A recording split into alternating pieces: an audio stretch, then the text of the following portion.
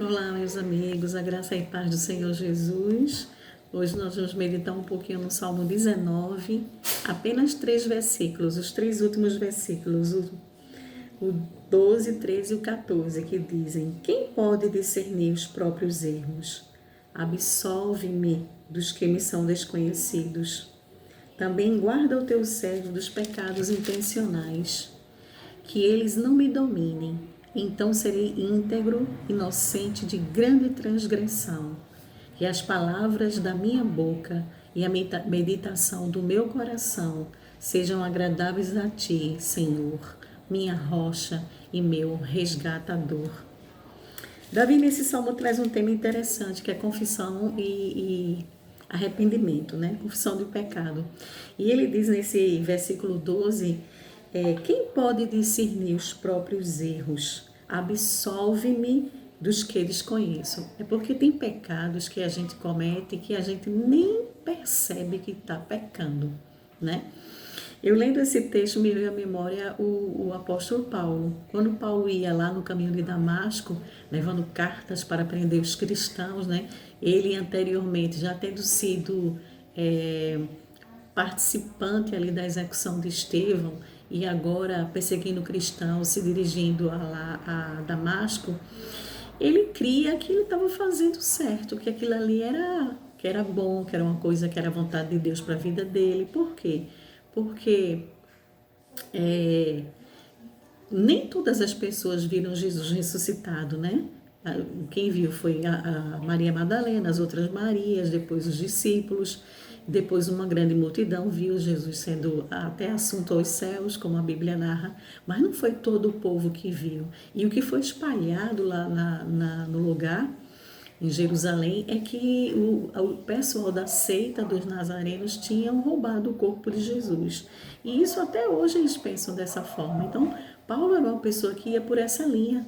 Ele não cria, não tinha visto Jesus ressurreto, não cria na ressurreição, e ele perseguia porque ele era o zeloso da lei, ele era um fariseu, e ele achava que ele estava agindo de forma correta, mas ele estava cometendo um grande equívoco. Até que, no caminho de Damasco, o Senhor encontra-se com ele, né? Foi Jesus que o encontrou, e disse: Paulo, Paulo, por que me persegues? E ali ele caiu do cavalo, ficou cego, toda a história que a gente conhece, e que ali se deu a conversão de Paulo. E depois ele tornou-se de perseguidor a perseguido e tornou-se um grande apóstolo, fundou muitas igrejas, foi o pregador dos gentios, né? O apóstolo dos gentios. Mas antes disso ele cria que estava fazendo a coisa correta, mas não estava. Então, são pecados que a gente comete e que a gente não se dá conta. Às vezes a gente vai por uma linha, por um caminho em que estamos completamente equivocados. Por isso Davi aqui, sabiamente, ele diz, né? Quem pode discernir os próprios erros, né? Quem pode? Absolve-me dos que desconheço. Ele pede perdão. Eu acho que a gente está vivendo esse tempo agora de realmente a gente precisa confessar, sabe? É um tempo de confissão e de arrependimento, né? Como nação brasileira que a gente está aí, né? Domingo a gente já vai decidir as eleições para presidente, um dia tão importante para a nação, e a gente precisa, como povo de Deus, fazer essa reflexão, né? Pedindo perdão a Deus. Senhor, perdoa-me dos pecados que eu nem conheço, sobretudo aqueles que estão ali que vão governar, né? Nós temos duas opções, dois governos que já passaram pela presidência, a gente já conhece eles. Eles, cada um no seu mandato, fizeram coisas boas, mas também cometeram grandes equívocos. E a minha oração é que, tanto um como o outro, que eles fizessem essa reflexão aqui de Davi, né? Eles pedissem perdão a Deus, que Deus os absolvesse dos seus erros e que eles fizessem um novo mandato. Mas Davi também diz assim: Senhor, também me perdoa dos pecados que eu pratico intencionalmente. É porque a gente também tem aqueles pecados que a gente comete que são intencionais, quer dizer, a gente peca sabendo que está pecando, né? São as nossas fraquezas, as nossas inclinações, os pecados da carne, são os vícios, muitas vezes, e ele diz assim: Senhor, que isso não me domine, né?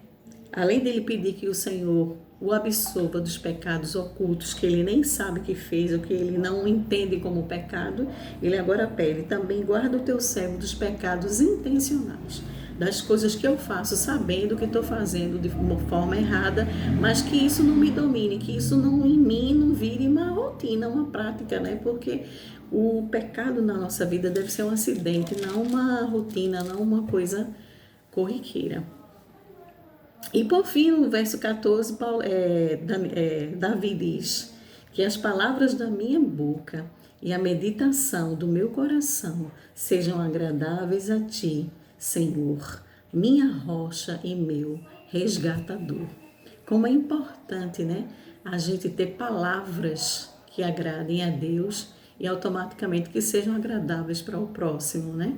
Que as palavras da minha boca, que a meditação, a boca fala que o coração está cheio. Então que a mente esteja pensando coisas boas, né? A palavra de Deus sempre nos orienta a isso. Tudo que é bom, tudo que é amável, se há alguma virtude, se há algum louvor, nisto pensai. Que a nossa mente ela seja uma reprodução de coisas boas, de bênçãos, né?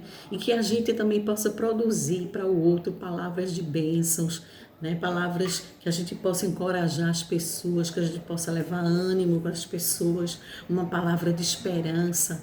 Então, que o meditar do coração, ele pede isso a Deus no verso 14 do Salmo 19. Senhor, que as palavras da minha boca e a meditação do meu coração sejam agradáveis a ti, Senhor, minha rocha e meu resgatador. E que assim seja na minha vida e na sua vida, que Deus te abençoe e que a gente não perca isso, né? Esse mesmo sentimento da gente confessar a Deus os nossos pecados. E aproveitando esse texto, então, vamos fazer uma oração hoje, né? Pedindo a Deus exatamente isso, perdão, confessando e pedindo perdão, tá certo?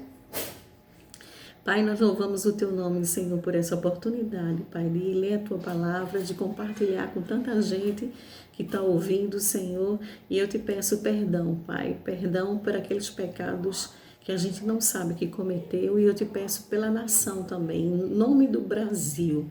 Perdoa, Senhor, os pecados da nossa pátria, aqueles pecados que a gente nem sabe que fez, mas, sobretudo, Pai, perdoa aqueles pecados que a gente faz de modo consciente. Tem misericórdia de nós, e como Davi orou, eu também te peço, Senhor, que esses pecados, eles não nos dominem. Dai-nos força, Senhor, para levantar de qualquer queda, Senhor, e que a gente possa caminhar firmes, olhando para Ti, que és o nosso Senhor, o nosso resgatador, a nossa rocha. Abençoa a nossa pátria, abençoa as nossas vidas. Eu te peço em nome de Jesus. Amém. Que Deus abençoe você e até o próximo salmo. Tchau, tchau.